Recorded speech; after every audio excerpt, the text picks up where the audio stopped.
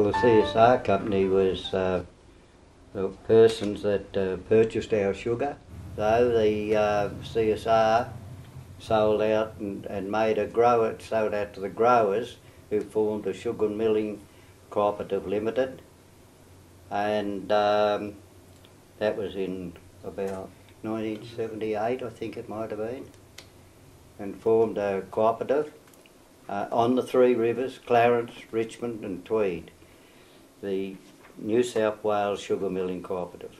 Yes, we purchased the three sugar mills from CSR at scrap metal price. Look, it entailed a lot of manual labour in the early years. Everything was manual, from cutting the cane, hauling the cane with horses. Later on it was tractors, to loading the cane manually.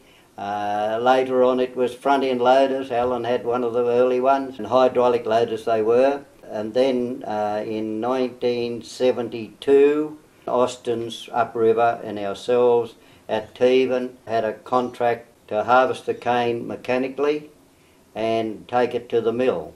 It took quite a lot of persuasion through the powers to be at the mill to put in a cross carrier to take the cane, because all the cane before that went up to the sugar mill by cane punts. The trucks of cane were hauled in on tram line to the derrick wharves, derricked into the punts, which held about, we reckon, average 50 tonne. And then different launches, smaller launches in shallow water, put the punts of cane tied up at a wharf where there's deep water, and then the Captain Tom came down and he'd take a string of punts then, 30 odd punts of cane, tow them up to the sugar mill. They were tied up there in a great string near the grab, and they had a grab that came down, grabbed out of the big grab full, about a tonne I suppose was it, and just moved it in and dropped it in a carrier, and they went through the mill. The punts were organised all by the cane inspector. He knew how much cane that you had burned, and sometimes you'd get 2 punts, sometimes you'd get 1 punt.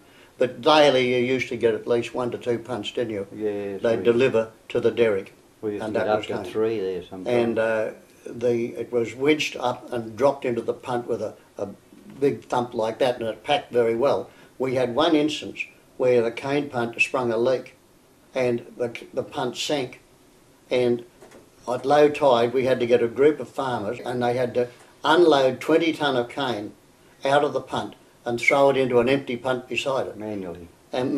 And it took, I think it was 2.5 punts for this cane that was so compressed from the winch dropping it in firmly, and for the farmers throwing it in just like that. It took 2.5 punts to lift this.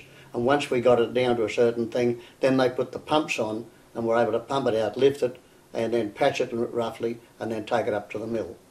So, and that's what was happening when, in the early days, when they had punts coming up this, where we're being interviewed here today, up North Creek. The punts used to come down and go out under, well, there was no Missingham Bridge, there was a ferry there then, and the rough weather they lost a few punts. So they said, well, this can't happen. So that's when they dug that canal, the Ballina canal, that goes through here, which made Ballina an island. And they cut that there back in about 1890, I think it was, and they shortcut it this way, and they didn't have to go over the bay. 1890, yeah. The industry was forced into mechanisation. We just were not able to get men to cut the cane, and particularly in the war years, a lot of the boys enlisted, and that took a lot of the men away. And so we had a lot of imports, such as Italians, Yugoslavs, Greeks. They had to put in 2 years, didn't they? Yeah. Manual labour out here somewhere. Conditions are coming into Australia. We brought the cane loaders in because we had to do something to lighten the load of the amount of men that we wanted. And cane loading was one of the heaviest jobs. Yeah, the cane loading was a terrible job. And when we brought the cane loaders in, a lot of the cane cutters said, oh, we don't want cane loaders, it's a break away from the knife, because they cut for a while, and when the trucks were brought in to be loaded, they had a break from the knife, loaded the cane. and a lot of them said it was a break. But if your machine broke down, which it does sometimes, and you've got to go and say, I'm sorry, my loader's broke down, you've got to load it.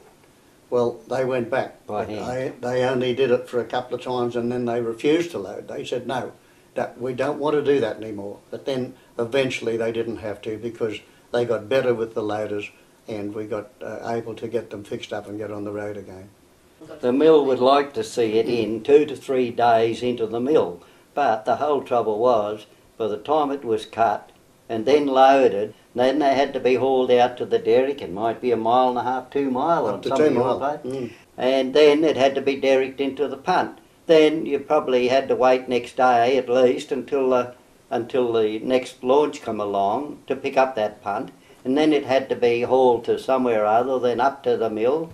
And often there was delays, yes, quite a few delays. So this is why CSR wanted to get away from hauling out of the creeks. They come to us with a suggestion that they'd put on 2 trailers hauled by tractors with massive aircraft tyres. And great flotation. Yes, it was in the dry weather, but in the wet weather, when it rained, they ploughed it through, and the only way they could get through with the tractors was hook a crawler on the front of them, a crawler tractor. And the crawler tractor, when it couldn't get under its own steam, it used to put the blade down and hook onto the winch and winch it up and then go forward and drop the blade and haul them in. They left up to your knees, some of the tracks were, through the fields, and they just held water like a tub. This would be in late 60s and early 70s, because 1972 was the first of our real fair dinkum mechanical cane harvesting, when us Austins and ourselves took it on. And then the cane cutters, the unions, come at us and they said, we want 7 years to phase the cane cutter out. And in 2 years, there was one little small gang of a few men out here at Teven turn off at Uncle's place and a bit in the outskirts of Ballina here. And we absorbed a lot of the cane cutters in as harvester drivers or bin drivers, and they were phased out that quickly. And we're talking about how long it took cane to get to the mill. Well, from manual cutting, which had taken, I suppose the first of the cane got to the mill would be nearly 3 days, 2 to 3 days anyway, to mechanical harvesting, the smoke was only going off it and we could put the harvester into it straight into the bin, and it was in trucks early in the piece, and they went straight to the mill. They used to joke about the smoke was still coming out of it as it was going into the mill.